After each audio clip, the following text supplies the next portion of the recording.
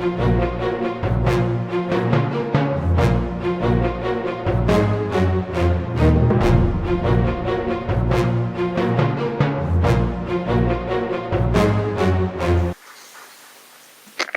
मुकेश जी। मां आमंत्रण ॾींदुमि श्री दिनेश टेलियाणी साहब खे। दिनेश जी।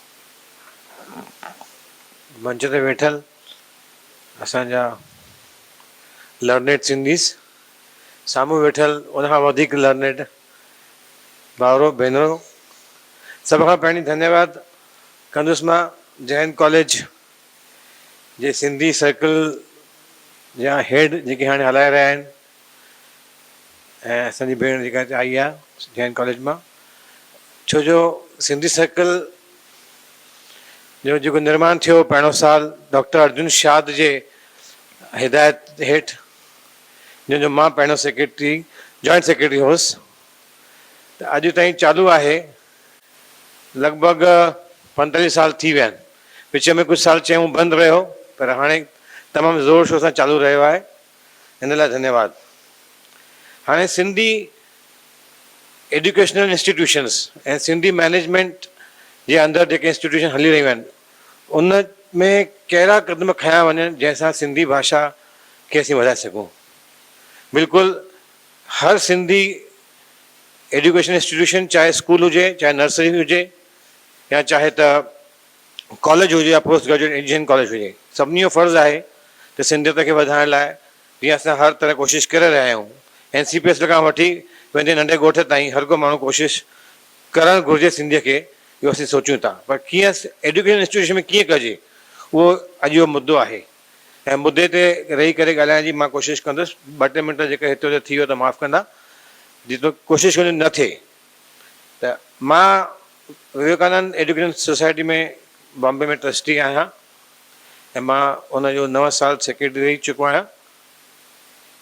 लास्ट 6 सालनि में हमेशह मां इहो ज़ोर भरियो आहे त जेके ॿार सिंधी कोटा में इंजीनियरिंग में, चाहे मैनेजमेंट इंस्टीट्यूशन में, चाहे आर्ट्स साइंस कॉमर्स कॉलेज में, या चाहे जूनियर KG में एडमिशन वठनि था, त उन्हनि जे मथां कुझु त जवाबदारी हुअणु खपे।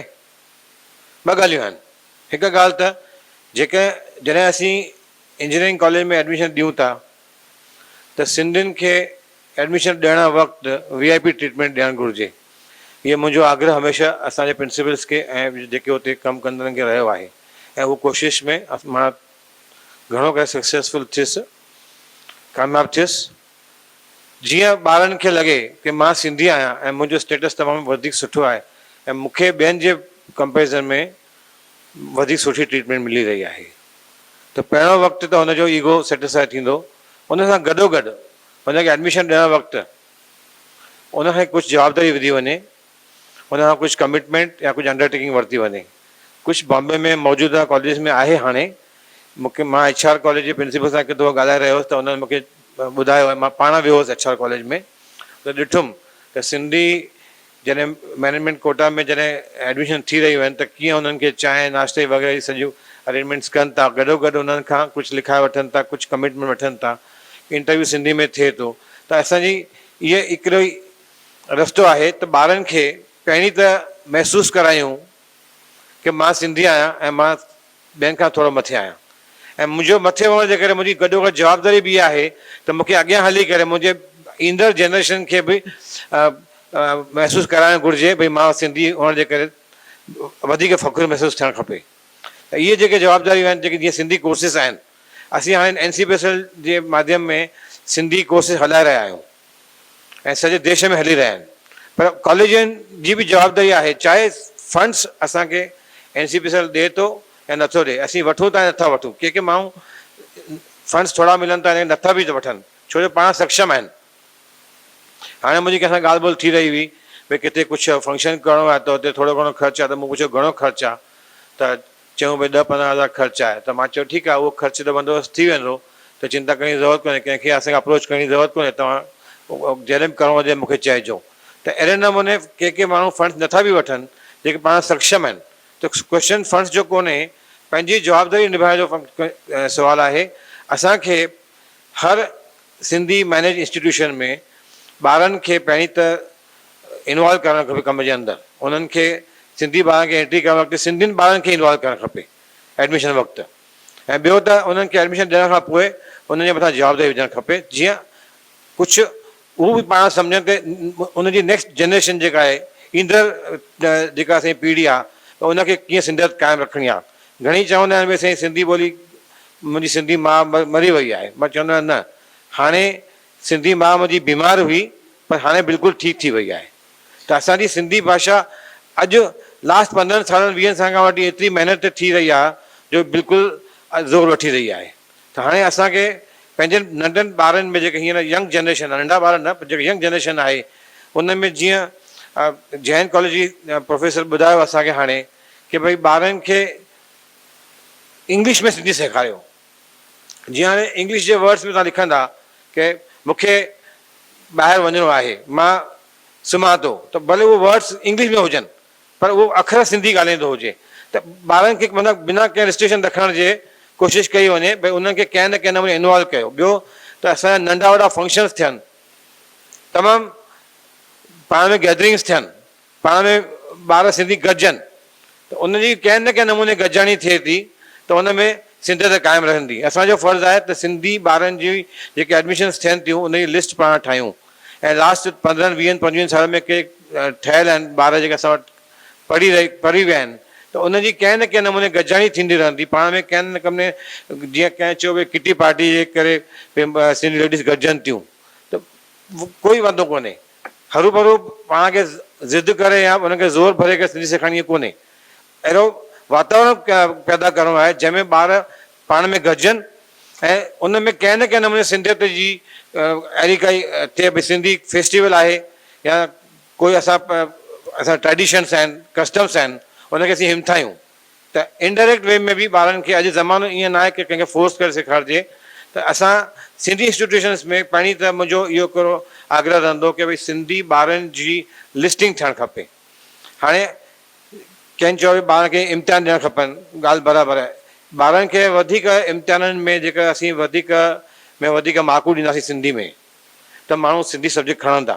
अॼु खां 20 साल पहिरीं मूंखे यादि आहे त हींअर जेको मौजूदा नेशनल कॉलेज जा प्रिंसिपल आहिनि मिस्टर पंजवानी, ऐं विवेकानंद में दादी वासवानी आहे, ऐं मां जॾहिं विवेकानंद में जॉइन थियुसि तॾहिं असां सिंधी जेके मॉडरेटर्स आहिनि उनजी मीटिंग घुराईसीं, ऐं 10 दर्जे में उन्हनि खे वधीक में वधीक मार्कूं ॾिजनि। अहिड़े नमूने असां पाण में सलाह कईसीं, हिनखे हिदायत त न चई सघिबी, पाण में सलाह कईसीं भई ॾियणु खपे, वधीक में वधीक मार्कूं ॾिजनि ऐं वधीक में वधीक 16 पेपर्स असां सेट कयूं। जीअं हाणे असांजा रवि टेकचंदानी जी IAS जे कोर्स जे लाइ सिंधी जेके सब्जेक्ट आहे उनजे लाइ ॾाढी कोशिशि करे रहिया आहिनि, जीअं ॿारनि खे भई ख़बर पए त भई असीं IAS इम्तिहान में बहिरो वठूं ऐं सिंधी सब्जेक्ट खणूं जीअं वधीक मार्कूं मिलनि। त अहिड़े नमूने असांखे सिंधियत खे हिमथाइण लाइ ॿारनि में जेकर इहो 10 दर्जे में वधीक में वधीक सिंधी खणनि था ऐं उन्हनि खे सुठे नमूने असीं वधीक मार्कूं ॾियूं था, त हुनजी वधीक हुन में इंट्रस्ट जाॻंदो। ऐं अहिड़े नमूने जीअं चयो वियो भई इम्तिहान में पास थियण वारनि खे वधीक में वधीक असीं प्राइज़िस ॾियूं ऐं सुठे अमाउंट जूं प्राइज़िस ॾियूं। 5-10-15 हज़ार रुपया असांखे माना ईअं न लॻे खपे तमामु वधीक आहिनि, छो जो किन किन जॻहियुनि ते पैसे जी कमी हुअण जे करे या त असांजी सुभाउ जे करे असां पैसा बचाइण जी कोशिशि कयूं था, त उहो न हुअणु खपे। सुठे नमूने जेकर प्राइज़िस ॾियूं था त ॿारनि खे इंकरेजमेंट मिले थी, हिमत मिले थी, हौसला अफ़ज़ाई थिए थी, उनजे करे बि असांजी इन ॿारनि में सिंधियत वधंदी। अल्टीमेटली असांजी अॼु जेका मेन तकलीफ़ आहे की यंग टही जेका जवान टही आहे उहा सिंधी नथी ॻाल्हाइण जी कोशिशि करे, पर मां ॾिठो आहे अॼु जी जेका यंगस्टर्स आहिनि सिंधीअ में चङो बहिरो वठी रहिया आहिनि। हाणे नागपुर में 6 जी कॉम्पिटिशन थी रही आहे, त हुन में चङा ई सिंधी ॿार वञनि था। मूंखे हिकु ॼणे चयो भई असांखे सेखारण जे लाइ टीचर कोन्हे ऐं प्रोफेशनल कोन्हे, भई ख़र्चु थींदो। हुनमें डिस्कस थियो त उनखे बि मूं चयो भई ख़र्च जी चिंता न कयो, भई तव्हां उनखे जंहिंखे तव्हांखे अपॉइंट कयो तव्हां अपॉइंट कयो, त हुनजो बंदोबस्तु थी वेंदो।